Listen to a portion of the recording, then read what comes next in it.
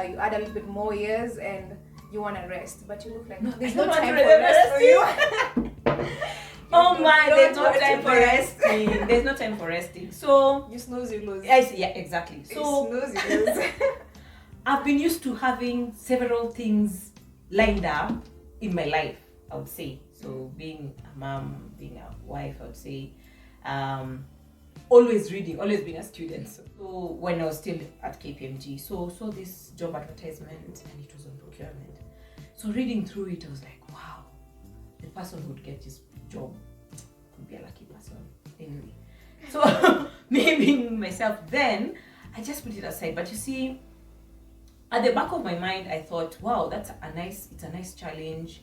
It's procurement. It looks like something that will be 100% of what I want as a passion. But maybe I wouldn't be cut out for it because given that job description and whatever they require, I've only done 25%. Kept it aside first. I sent it to my husband. You know, sometimes you need, what do I call it? An extra person who's looking at a different perspective. And I would say that it's a challenge that most women have, even as they grow within their careers. Yeah. You don't play yourself. Oh, that's very Yes. true. Or you're supposed to be a little bit humble about something. I think it's something that a culture women are brought up to feel like, okay, you just need to don't feel cool so much, don't let it out too much, don't think so. Immediately I sent him that job advertisement. He was like, this is your job. Hi guys, welcome to Authentic by Magoma. I hope you're well. I hope your mental health is in check. And if you're not, I've got you. So, as I promised, the great Unease. I'm very excited to be here today. We have our first guest, Women in Leadership. She's going to tell us how she is a leader, where she is a leader. But first, let her begin by introducing herself. Welcome to Authentic by Magoma. Thanks, Magoma. How are you? I'm good. Nice to be here. Nice to be the first one here. Yeah, you're actually the first one. Yes, very exciting. So, my name is Benedett Omondi, Benedett Omondi. I'm a wife to one husband. I have 3 children. To one husband. Two lovely boys and 1 beautiful girl. Okay. And you're a career woman. I don't know why you do not introduce yourself as doctor. No, that one I keep it somewhere. Just remove it when it's time for it to be used, yes. Well, we want you to enlighten us about your career, your path, your journey. How has it been? You hold various titles, and those are the titles we want to achieve, we want to get to today and tomorrow, especially as the youth, because this is for the youth, in preparation for International Women's Day celebration, March 8th, guys. So tell us about your journey generally. When I got to campus the first week, you know, when you report to class, then the teacher came to class the first day, then told us, sit down, take a paper and pen and write a list of all these things that you'll be needing for this class. So we wrote. We got to number 10. I'm like, what? Then I asked the teacher, all this, we will require all this, like, yes, everyone needs to have their own. I just looked at that calculation, looked through, and I think then when we were beginning campus, fine art wasn't yet something that people appreciated in Kenya, I would say then. So I just sat down and thought, yes, I'm an artist, I can draw, I can paint, but that's a talent. It's something that I can do it on the side. So I felt to go for something that I could engage my brain better. I took another course and enrolled in to do business administration, mathematics, and economics. So left campus. My first job was with KPMG, audit firm. And definitely the most expectation for audit firms when you join is you have to do accounts. Oh. Yes. I did not know that. Yes, yeah. So they expect everyone to have like a base understanding of audit because it's an audit firm. And then as you grow into your year 2 or year 3 with experience, and then you'd move to other departments like advisory or keep doing audit. Because some people still chose to continue with audit. So I did my ACCAs then. Now, someone who has done math, now ACCA, okay, a bit of connection, it's maths, numbers. So from then, I think when I joined initially, I was in the HR, they were called executive selection. So they do recruitment on behalf of other organizations. Okay. So it was a department within KPMG. Moved from there and then now moved to advisory fully. So I stayed in advisory for close to 8 years. Okay. So with a mix of many things. I did a lot of program management with other donors. I did a lot of organization setup or structuring new organization. I'm proud to say that there are some big organizations that I helped set up from the beginning, and now I look at them and I'm like, wow, it's good. So for me, the career at KPMG when I started, I think it's a very strong foundation. If anyone ever has a chance to like go through an audit firm right when you're from campus, if you have that opportunity, it's the best opportunity to take, because I don't think you would ever be unfit for any job in the market after you've been to an audit firm. Okay. Simply because of the timings and everything. So that's where my career started. And I think KPMG exposed me to varied things. So remember, I'm an auditor, so I can do audits. Then I was able to do financial management. Then I was able to do procurement as well, program management, organizational development. So all that in one. So moved through that journey simply because I think I loved what I was doing. And I think by then I hadn't really thought that, do I really want to? I knew I never wanted to be an auditor, but I had the skill for it. My interest was in procurement. Okay. Yeah. Though the procurement that I was doing then was maybe close to 25% of the work I was doing fully. But yeah, I fell in love with procurement more. Do you believe that all these opportunities that you were able to get are just because of who you are plus your degree, or just your degree? Because you see, the issue today with the youth and our society today is that many people are going to school, people are going to campus, but then after campus, it seems like whatever you studied for is no longer valuable in the job market. True. So what really gave you an upper hand? Because we all want to get an income, have an income, because that's the major goal, to actually be fed, have shelter, get your kids going to school and start your life. But then so many people out here have degrees and they feel like it's a point of they're losing hope. Yeah.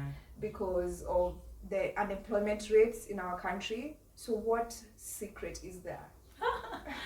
Oh, good. Secret. So is there really a secret? So as you can see, what I would tell people is that don't keep your mind set on, I said that when I grew up, a career maybe like in finance or quantitative analysis or all that. And then you finish campus and what comes your way does not relate to that at all. So I'm here doing math. Who said that auditors? But then people usually confuse or think that once you do math, it's easy to do accounting. Those two are, they are two separate things. Oh. Yeah, they are two separate things. So mathematicians look for a solution based on how they calculate the sums to eventually get an answer. I think accountancy is more structured and has a way of this needs to be this or this needs to be on this side. They need to balance, they need to do TC. But this other one, it's more of method if you don't get it. So they're two different things. So having done mathematics at an undergraduate, and when I switched to ACCA to do accounting, it was a struggle, I would say. Because I wouldn't say that I had planned to be an accountant, but I agreed to accept whatever came my way. I didn't push like, oh no, I never thought I would go to be an accountant. You had an open mind. I had an open mind. And I think that is what people need to have, an open mind. Things sometimes move through the cycle in your life based on how hard working or the passion you have for, I need to get to one place to the next place, but not on a straight line. Oh yeah, you're resilient to keep going. Exactly. Okay. You get that? So don't be stuck to, okay, I did this degree, I have to look for a job that relates to it. It don't work that way. You have to have an open mind, because maybe your journey to where you're meant to be was supposed to be elsewhere. Yeah, that's true. I would say I was able to like be exposed to different things. You're always willing to grow. Yeah. So then I saw this job where I am currently. So when I was still at KPMG, so saw this job advertisement and it was on procurement. So reading through it, I was like, wow, the person who would get this job could be a lucky person. Anyway, so me being myself, then I just put it aside. But you see, at the back of my mind, I thought, wow, it's a nice challenge. It's procurement. It looks like something that will be 100% of what I want as a passion. But maybe I wouldn't be cut out for it because given that job description and whatever they require, I've only done 25% of procurement. And the rest of it has a lot to do with program management and support and all that. So kept it aside first. I sent it to my husband. You know, sometimes you need, what do I call it? An extra person who's looking at a different perspective. And that person will be able to push you because they see you at a different angle. Yeah. Not everyone, and I would say that it's a challenge that most women have, even as they grow within their careers. Yeah. You don't play yourself. Oh, that's very yes. true. Or you're a little bit humble about something. I think it's something that a culture women are brought up to feel like, okay, you just need to don't feel cool so much. Don't let it out too much. Don't think so. Immediately I sent him that job advertisement. He was like, this is your job, as in everything they've described here, you'll be able to do it. But remember, I had already felt like, man, the person who can get that job would be so lucky, but I don't think I'm cut out for it. So I had him push me. He was like, no, you have to apply for that job. Eventually I applied for the job, went for the interview, having not been in an interview for close to 9 years. So when I got to KPMG, I was totally blinded. I was settled. I was like, this is it. I'm not moving. So, so remember where I had put my CV? I couldn't remember where I had put it, where they prepared it 9 years before. So I had to start this journey of doing the application, went through the interview process. But I remember before going for that interview that morning, I was like, I'm going to go to this interview and have fun.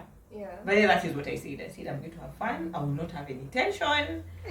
I will just move. Be you. Yes. So, yeah. True to it, I went and had fun in that interview and I got the job. And now moved into procurement fully because that was now 100%. Would I say 200% procurement, which was good. And I still enjoy it, I would say 6 years later. But even within the procurement function, I've tried to see how best again to move my career and abilities into other interesting things. So never be stuck to just that one angle. I was born to be a program manager, so that is what I'll be. No, always look for something else, a new challenge, another beginning, and all that. So yes, as she's stating that I'm a doctor, so I did my master's as well when I was still in KPMG, and it was in project management and planning. Then moved to do the PhD, which is in project management and planning, but with a focus on monitoring and evaluation. What is it that is missing? So I've done procurement. So from there, procurement, of course, I've done program management, which looks through the cycle, financial management, which is also part of that cycle, and what was missing was M&E. And therefore, when I did my PhD, I was categorical that I wanted to focus on monitoring and evaluation because it was the one missing link within the program cycle. With the procurement in my current role, I've ended up interacting with a lot of stakeholders, a lot of partners, external suppliers, partners, and all that. And you get to realize exactly what the challenges are, where the pressure points are. And that also now helps you to think, okay, what else can I add within whatever I've learned so far to also now move to the next level. Currently, I'm doing something on risk management for the supply chain, just to, I think, for that support as well. And I've moved into a bit of safeguarding. If people have heard about safeguarding, it's mostly on the NGO sector, about safeguarding risks, trying to understand sexual exploitation, and all that. So that also calculates the fact that it relates to women, children, the vulnerable people, and all that. So it's a recent thing that I've taken interest in. Okay, that's Yeah. great. And you sit as a board member for various organizations, specifically Pushforward Right. Initiative, and there's Commonwealth Women. Yes. So tell me about those two. Those two. Those two. Because this is for women and And, leadership, Women in leadership. Yes. So Commonwealth Business Women Network Kenya. So it was launched in 2019, August. It's an organization that deals with training, trade, and talent for women. We call them the 3 T's. So supporting women within Kenya to be able to collaborate with other women in the other Commonwealth countries, for Commonwealth countries. And we thought that for our business women here, you'd think of the lady who's selling fish. Currently, wherever she's selling it, she's thinking locally. Yeah, that's true. Yes, but as CBW, NK as we call it, we need to provide that training, that exposure to allow you to think not only within your setting of where you stay, but think wider. How else can I network? How else can I make my business grow? So it provides women with that platform to enable you to think further, not only locally as you move from one county to the next counties to spread, but also seeing possibilities, but regionally and internationally as well. They need a lot of the skills that I've gathered throughout my career process, which is like part of organizational development. This lady is used to, okay, I'm selling fish, I'll collect the money, put the money somewhere in my house or whatever it is, then go in to get the next stock. But you see, for them to be able to compete with people regionally and internationally, they need to move to a digital platform. They need to understand how to set up their business in a certain way that you can be able to accept that. Look at it from an angle of creating employment. So not only you, but see how you can allow this business of yours to create employment as well. So that's what Commonwealth Business Women Network does. And also looks for talent who've already grown their business and try to take them to the next level as well. Move up their business, uplift them, get investors to be able to invest into their business. And not only local investors, but also investors from the other Commonwealth countries as well. What keeps you motivated? You have your parent, your career woman, your board member, you're sitting in different areas. Exactly.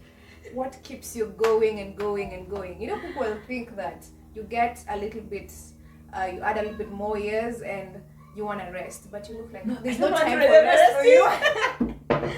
Oh my, there's no time for resting. There's no time for resting. So you snooze, you lose. Yeah, exactly. So you snooze, you lose. I've been used to having several things lined up in my life, I would say. So being a mom, being a wife, I would say. Always reading, always being a student. So all the time when I meet my friends, they're like, you're still learning something else. And I always say, don't worry, this is the last one. But as long as I say the last one, you see, this year now, I've also already engaged and put myself in another program that I'm learning, the one on risk management supply. So I think I'm a energy junkie. Would I say that? No. But I love doing different things. Yes, I want to grow, and I want to ensure that I've got into different spaces. So even as much as I'll have a lot of work, I'll tell you, like, being a board member in the 2 organizations you've mentioned, they're not paying jobs. It's a volunteer work. And I think I'm there because I want to learn more. Learning never stops, by the way, no matter how old you are. So I want to learn more. I want to network. I am conscious that there are people out there who do better, who have done better, who have gone through a different journey than what I've gone through. And I can learn from anyone. I can learn from so many people in the different specters that I am in. And not only looking at those who have been above me and made it, but also looking at that young girl, that little girl who's just in high school or just finished high school and requires direction. You can actually learn some things from them. There's some things they're going through currently, or their thoughts that we never thought about when we were that age. So it's also good to engage with people in different circles. Never feel like, okay, those are too big. Young girls, not my type, not my grade, not my no. Yeah, I get you. Yeah, that's not how you get on, I think, in career-wise or even in your own personal life and your social life as well. That's good. Well, thank you for coming to Authentic Bamagoma. What more do we expect from Diti? I call her Diti, guys. Yes. Auntie Diti. Auntie Diti. She's not my auntie. Msisembe kuna nepotism over. Not. She's Diti. She's Diti. Uh-huh. Oh, what more? I think I've not reached. I know I'm not there yet. Mm-hmm. I know my future is still. There's that one challenge that I'm certain is waiting for me elsewhere or somewhere. Mm-hmm. To be more influential, to be able to capture and mentor and coach more people. But I know I'm meant to be a great person. I'm meant for great things. I would remember one thing that one of the partners in KPMG told me when I was leaving to move jobs. They told me, Benedett, they have seen you. You're meant for greater things. Mm-hmm. You're meant for greater things. So go for it. Go for this challenge and see how far it can take you. That's good. Yeah. Take positive criticism, improve. That's all we're getting from her. It's all about women in leadership here, and embracing also those men who support women in leadership. You've heard her husband is very supportive. The job that she currently has is because her husband believed in her capabilities and was like, you can get this, you can do this, and she did get that opportunity. Thank you very much. Thanks. Guys, do you feel like you've had enough of how should we continue talking? Let's go. We go on. Yeah. Until next time, guys.